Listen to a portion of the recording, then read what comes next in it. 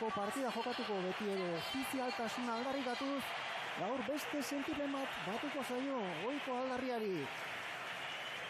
Euskal Herriak Palestinako herria besarkatuko du elkartasuna adiraziko. Armaietan kolore bera, zuri, gorri eta berdea.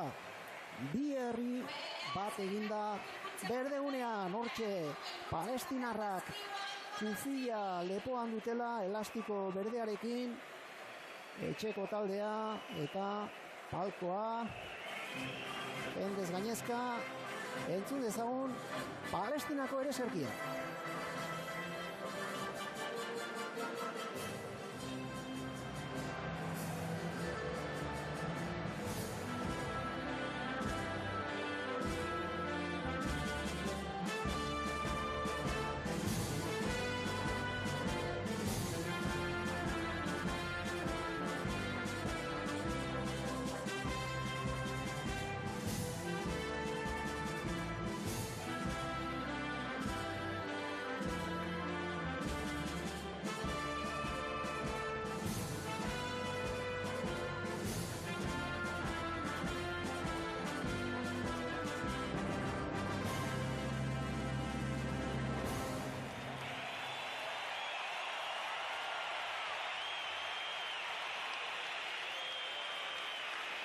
Euskal selekzioaren doinua jarraian.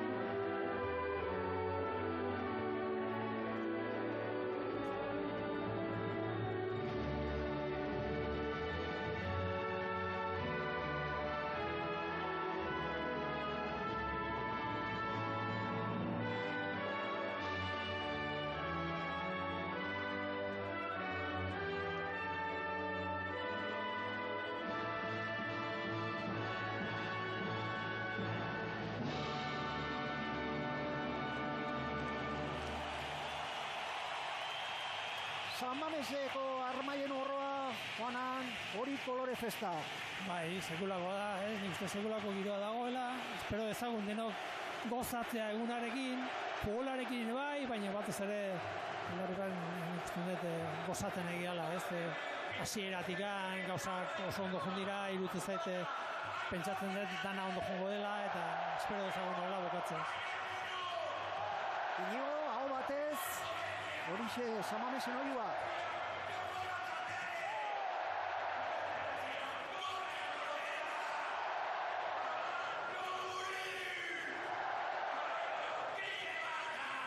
Amaikakoak emango dizkizuegu Euskal selekzioan, Jagoba Arrasate hautatzaile, aurten Mikel Labaka laguntzaile lanetan Aitor Fernandez izango da atean, eskuinetik ezkerrera Álvaro Núñez, Igor Zubeldia kapitain lanetan, Unai Elgezabal eta Aien Muñoz ezkerrean arituko da, ofizialtasun aldarrikatuz kufila lepoan dutela hortxe Euskal selekzioko ordezkariak, zelai erdian Gorrotxategi eta Jauregizar, Hugo Rincón, Kike Barja egaletan, Guridi Barrutik eta Gorka Guruz eta izango da jokalaririk aurreratuena.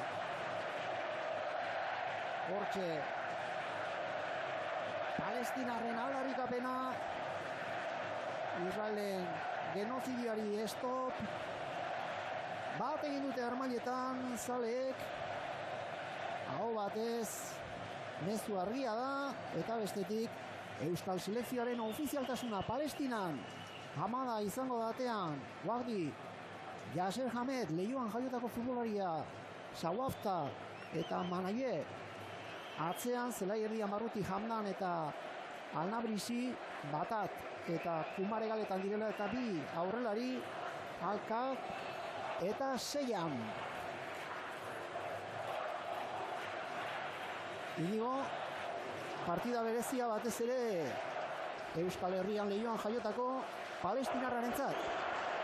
Bai, Yasser Hamedi buruz ari gara, berak ere esan zuen, bere amitxetako bat beteko zuela gaurkoan hemen San Mamesen jokatzen eta Palestinako selekzioarekin gainera, eta bereziago aste guztian zehar aritu da edabideetan batetik bestera, eta entzun ahal izan dugu, emozioz beterik zegoen Yasser Hamed, bere ametsa beteko du Euskal selekzioaren aurka, Palestinako selekzioarekin, eta nik uste ez duela bere alakoan azuko gaurko egun. Jonander Gonzálezek zuzenduko du norgehiagoka, kapitainen arteko agurra Igor Zubeldia, Palestinako banderari eutxita, eta Palestinaren artean Musa Batat, veteranoa, munduko koparako sailkatze fasean lan ona egin dute palestinarrek, baina azken playoffetara ezin sailkatu, Omanen aurka luzapenean, penaltia kontra, Omanek penaltia sartu eta hor munduko kopako bide horretatik kanpo geratu zen Palestina gaur gorriz jokatuko dute, eta hor bi herri, Euskal Herria eta Palestina bat eginda, bakearen izenean, txalo zaparrada San Mamesen.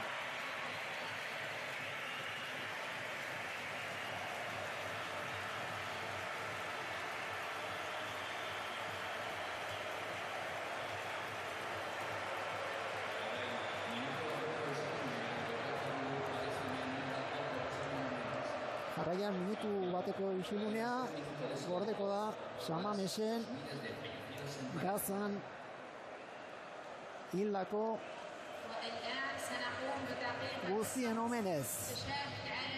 Tartean hainbat kirolari, kazetari, Goian Bego.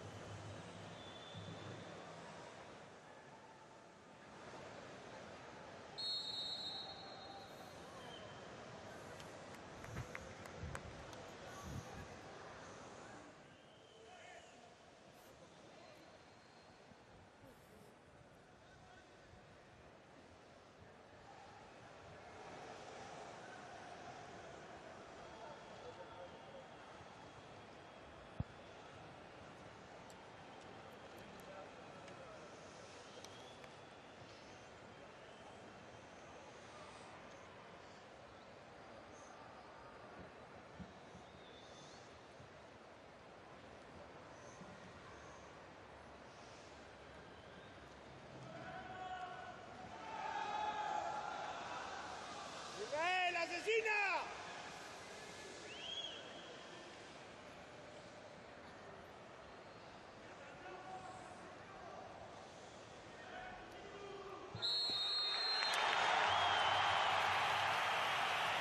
Zirrara